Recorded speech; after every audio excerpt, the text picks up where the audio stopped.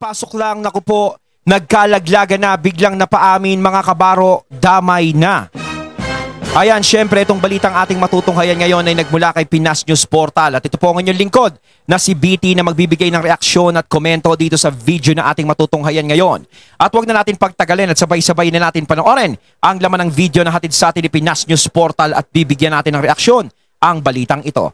Pasok! Pag-usapan natin ngayon ang pahayag ng campaign manager ng Alyansa. Ayon, bago natin simulan ng video ito, nais ko nga pala magbigay ng credits dito sa boses na madidinig natin ngayon at bibigyan ng reaksyon. Walang iba kundi si General Macanas. Siyempre, suportahan natin yan si General Macanas, the General's Viewpoint. Ipagpatuloy natin. Kung bakit natalo ang karamihan ng kanilang kandidato. Nako, lantaran yan sinisi ang mga utak ng impeachment case. Yung isinampang impeachment ni VP Sara.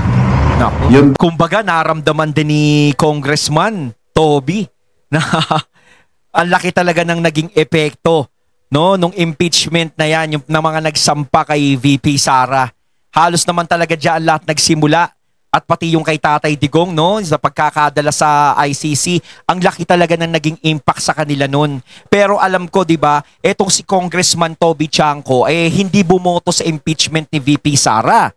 Although alam naman natin na si campaign manager na nila PBBM, pero hindi siya pumirma. Kumbaga ito si Congressman Toby Chanco talaga, alam ko isa to sa pinakamagaling na congressman, no, para sa akin. No? Hindi talaga tulak kabigin tong si Congressman Toby Chanco. Wala kang maipupula para sa akin sa sarili ko lang na napakabait na congressman to. At saka talagang magaling. Magaling to sa lugar niya sa Nabotas. Talagang basta Toby Chanco. Kaya nga walang kalaban yan si congressman eh. Di ba? Daw ang dahilan. Okay. Bilib ako dito sa campaign manager na Alyansa, si Congressman Chanco. Napaka-honest niya. Kahit ako, bilib ako dyan kay Congressman Toby Chanco. No? Sinisi niya yung pag-file ng impeachment case labang kay VP Sara. Yun ang number one dahilan bakit sila natalo sa midterm election. And by the way, si Congressman Chanco hindi siya pumirma sa impeachment ni VP Sara. Ayaw niya. Yun ang maganda ron. Isa rin siya sa hindi pumirma. Sinabi ko nga kanina, di ba? Kahit alam natin na medyo kontrapartido ang tayo ni Congressman Toby Chanco, hindi siya sumama sa ganun. Hindi siya nakigulo sa mga pirma-pirma ng impeachment ni VP Sara. Diba? Kumbaga si Congressman Toby Chanco, marunong siyang mag-isip. Hindi katulad tong iba nagpapadalos-dalos, nakikinig sa gedli-gedli. Politico.com PH na news. Impeachment backfires. Sara Duterte case, a self-inflicted blow to admin Senate slate. Chanco. Sila ang may kagagawan ng pagkatalo nila. Self-inflicted blow eh. Totoo yan. Sila yung may kagagawan ng pagkatalo nila. Dahil nga sinasabi ko nga palagi, ang mga Duterte, hindi basta-basta yan. Yung binabangga nila, nakabuo na ng isang malaking pundasyon yan. Diba? Hindi ba nila nakita nung presidential tsaka vice president election nung 2022, halos napakalaki ng boto na nakuha nila. Yun pa lang ay nagpapatunay na napakalaki ng pundasyon ng mga Duterte. At isa pa naging presidente si PRRD. Hindi naman mamamayagpag yung mga yan kung yan ay maliliit na isda lang. Diba?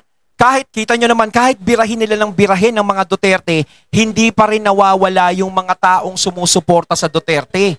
Imbis na mawala yung tiwala ng mga tao sa mga Duterte sa kabila ng ginagawa sa kanilang mga paninira, hindi pa rin nawawala. Kumakapit palalo yung mga tao na sumusuporta sa kanila. Kaya talagang ang laki ng naging impact nun doon sa mga tao na nagsusulong ng impeachment kay VP Sara. Diba? Ang laki ng magiging epekto nun. Kumbaga, hindi inisip muna kung ano yung kahihinatnan yan. Yung tipong sinasabi nyo na si VP Sara, ganyan, may kinakaso kayo kay VP Sara, yung buong akala nyo na madaling mapapaniwala yung mga tao, pero hindi pala ganun ang nangyari. Imbis na yung mga Duterte ang lumabas na masama, kayo yung lumabas na masama. Kaya ito yung naging resulta. Kasi kayo eh. Basahin natin ha. Alyansa, written by Billy Vegas. Alyansa para sa bagong Pilipinas Campaign Manager and Navotas City Representative Toby Chanco blamed the impeachment of Vice President Sara Duterte for the poor performance of the administration senatorial slate in the midterm polls. In a radio interview, Chanco said the rejection of administration candidates in Mindanao became more pronounced because the House of Representatives filed an impeachment case against Duterte. Ito yung exact statement ng campaign manager. Alam naman natin kung ano yung nangyari sa Mindanao. This all started noong nag-file ng impeachment. Alam nyo, bago pa lang nagsimulang eleksyon, nagpapasurvey na kami. So, mga November, December, nagpasurvey na kami na track talaga namin yung Mindanao. And as soon as na-file yung impeachment, which I would make it clear, hindi ako pabor. Hindi siya talaga pumirma. Believe ako dito. Tingin ko, hindi dapat tinuloy. Nakita ko na. Ipinakita ko sa aming lahat na nagso-solidify yung Mindanao. Ibig kumbaga may pangitain na pala si Congressman Toby nun. Hindi kayo nakinig kay Congressman Toby. Sinasabi ko, matalinong congressman to si Congressman Toby. No, si Chanco. Kaya nga, 'di ba, hindi matatalo 'yan. Tsaka talaga namang hindi tulak kabigi na uulitin ko, maganda talaga yung ginagawa niyan sa Navotas. No, magaling talaga 'yan si Toby Chanco para sa akin. Ewan ko sa inyo, 'di ba? Pero believe ako, palakpakan natin si Kong Toby dahil siya marunong siyang mag-isip. Hindi siya bara-bara at nakikinig na lang basta-basta. Yung boto nila doon, marunong siya. Nakakakuha yung mga kandidato namin ng boto doon kasi ang basihan nila sa pagpili ng kandidato ay kung sino ang kursunada nila. Na iba yung pagpili nila ng kandidato doon. Ang pagpili nila ng kandidato doon ay kung sino yung hindi boboto sa impeachment. So, nag-solidify yung Mindanao. Yung Mindanao. Nakita ko na. Alam naman natin yung Mindanao, isa sa napakalaking lugar din yan. Kapag hindi mo nakuha ang boto niya, nako, tagilid na. Diba? So, believe ako, tama itong sabi ni Congressman Chanco. Before election, magaling mag-isip si sinong iboboto natin, sir? Sabi ko, kung sino yung magiging senador na tutulong kay BP Sara sa kanyang impeachment. Yun ang iboboto natin. Ganun ba, sir? Yes, sir. Sige, sir. Kahit sa Luzon, yung mga kaibigan, kamag-anak namin sa Luzon, nagtatanong. Yun din ang sagot ko. May tinatanong, si ganito, si Kernel, wag ko na lang ba kita? Iboboto na ba natin, sir, si Kernel ganito? Alanganin ako, sabi ko. Kasi hindi ko sure kung tutulungan niya si BP Sara sa impeachment. Alanganin. Kaya, ang naging basihan namin sa Mindanao, impeachment ni BP Sara. Kaya, tignan nyo, sa Mindanao, solid. Duterte 12 ang nanalo. Wala ni isa man na nakasingit sa alyansa sa Mindanao, no? Pero sayang, no? Sayang yung ibang mga kasama sa PDP na hindi nakapasok. Pero sinasabi ko nga, meron pang ibang pagkakataon sa 2028, no? May pagkakataon pa ngayong patunayan nila yung mga sarili nila, no? Kumbaga, syempre parang bitin pa ng konti ngayon. Ipagpatuloy niyan kahit hindi kayo nanalo, ipagpatuloy nyo pa rin. No, maglingkod pa rin kayo at ipakita nyo sa tao na karapat dapat kayo na sa boto nila. 'Di ba? Hindi pa huli. May 2028 pa 'yan at sigurado may makakapasok sa kanila niyan. No, sa susunod. Kandidato. dahil nag-solidify, naging Duterte country ang Mindanao itong eleksyon. Alam naman natin, syempre, unang-una, taga dyan din ang mga Duterte. Ang laki din ng nagawang tulong ng mga Duterte sa Mindanao. Dahil simula talaga nang naging presidente si PRRD, ang Mindanao ay naasikaso. Alam naman natin, maraming nagsasabi na maraming administrasyon ang dumaan, laging huli na lang ang Mindanao, hindi masyadong naaasikaso. Pero ngayon, nung dumating ang mga Duterte at naupo si PRRD sa pagiging presidente, nagkaroon ng importansya ang Mindanao na dapat naman talagang gawin. Dahil hindi mabubuo yung Luzon, Visayas, Mindanao kung wala ang Mindanao dyan. Hindi mabubuo ang Pilipinas. Diba? Kaya karapat dapat din na makuha ng Mindanao ang gobyerno kung anong meron ang Visayas at Luzon. Kailangan magkaroon din sila ng importansya dahil kasama din sila sa Pilipinas.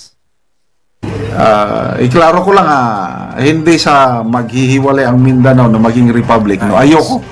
Dapat tak pa rin ang Luzon, Visayas, and Mindanao. Walang independence. Kaya lang, sinasabi ko lang na Duterte Republic kasi dahil sa ginawa nila kay VP Sara, yung impeachment, at dinagdagan nila dahil sa kinidnap nila si Tatay Digong, dinala sa yun na. Lahat galit, pagkadismaya, kita natin, lahat na, ibinuhos nitong eleksyon. Kaya, yung mga taga Mindanao, nakita natin talaga yung emosyon talaga nila dun sa nangyari. Zero. Lalo na nung nadala sa ICC si Tatay Digong, nako. Zero ang alyansa sa Mindanao. And even some parts of Visayas, lalo na ang Cebu. Yung interview ni Karen Davila kay Governor-elect Pam Baricuatro na, bakit malakas ang Duterte sa Mindanao? Di ba nanalo dyan si PBBM? Anong sagot ni Governor Pam? Cebu is a Duterte country. Nanalo lang si BBM dahil in-endorse siya ni BP Sara. Dapat magising sila sa katotohanan yan. Kumbaga alam na nila ngayon, no? Alam na nila ngayon talaga yung Cebu sa Duterte talaga. Kumbaga ano sila sa mga Duterte, malapit ang mga Cebuano sa mga Duterte. 'Di ba? Kita naman natin nagresulta kay Garcia ngayon. Ang sama na nagresulta sa kanya, 'di ba? Para kasing naging kumpiyansa siya na buong akala niya wala nang Duterte power dito sa Cebu. Kaya binanatan niya na si Duterte. Kaso nga lang yun ang naging resulta. Bago na gobernador, yun ang nakakalungkot. Isipin. Sana hindi na lang din siya nakigulo. 'Di ba? Sana tumahimik ka na lang, hindi ka na lang nagsalita. 'Di ba? Baka sakaling maganda pa 'yung nagresulta sa iyo, 'di ba? Napunta tuloy 'yung swerte sa iba. Ang political base ng mga Duterte is Mindanao and Visayas. Doon nga sa Tacloban, baluarte ni Speaker Martin, sinong nanalong senador? Bongo. Sumunod si Senator Amy. Anong ibig sabihin yan? Nangampanya ng todo si Speaker Martin Romualdez. Mo tayo, straight alyansa. Sabi niya, talagang naningkamot kung sa Bisaya, may nakinig ba sa kanya? Wala. Kaya, isa lang ang nanalo sa kanyang partido, yung Lakas CMD. Mas nakakaya ang Pangulong Marcos Jr., yung kanyang Partido Federal ng Pilipinas, na nung una nagmamayabang na we have the best candidates, we are aiming for 12-0. 12-0. Yung kalahati na wala. Ang nangyari, siya ang nasiro. Yung Partido Federal ng Pilipinas, 0, diretso inidoro. Tsaka talagang mali talaga yung pagkilos na nangyari. Kung hindi nila ginawa yan, kung hindi nila pinakailaman yung mga Duterte, wala sanang problema. Ngayon alam na. Siguro sa 2028, alam nyo na dapat yung gawin. Relax lang kayo, huwag kayong masyadong agresibo. Dapat ganun. So, maswerte sila at nakalima sila. Kumbaga pag-aralan nila ang sitwasyon. Gaya ni Congressman Toby, pinag-aralan niya yung sitwasyon, pinag-aralan niya kung ano yung magiging resulta. Diba? Actually, yung 5 na yon, minusan mo pa ng isa, yung Pia Cayetano, dahil nationalista party siya, hindi nila yan maasahan ngayong 20th Tsaka Congress. kapatid ni 20th Alan Senate. Peter yan. Pia Cayetano, ang loyalty niya nasa nationalista parties, nasa mga bilyar. Kaya 4 lang ang kanila itong nanalo ngayon. Tolfo, Tito Soto, Lapid, Lacson, Lacson, Soto, yun lang kanila. So, salamat, Congressman Toby Chanco. Ayun, salamat, Congressman. Tama yung kung hindi nila ipinal yung impeachment, baka Tama si Congressman Toby Ron.